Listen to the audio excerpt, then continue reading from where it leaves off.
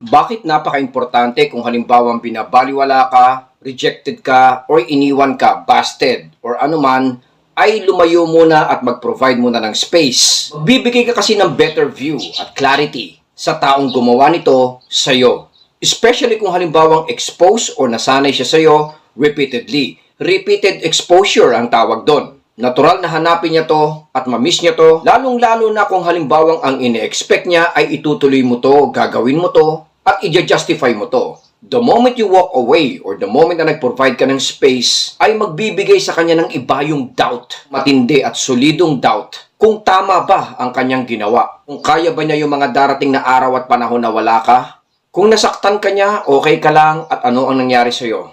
Lahat ng mga ito, mga utol, ay magiging advantage mo kung halimbawang kayo nga po ay did distance. Magkakaroon din siya ng pagkakataon na i-recall lahat ng magagandang bagay na nagawa sa'yo.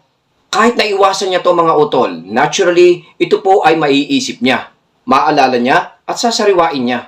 At dito ka magiging effective dahil sa distance na ginawa mo, mararamdaman niyang confident ka at may self-respect. Lahat ng mga bagay na to mga utol will make you very, very attractive sa mga mata niya, sa puso niya at sa isip niya.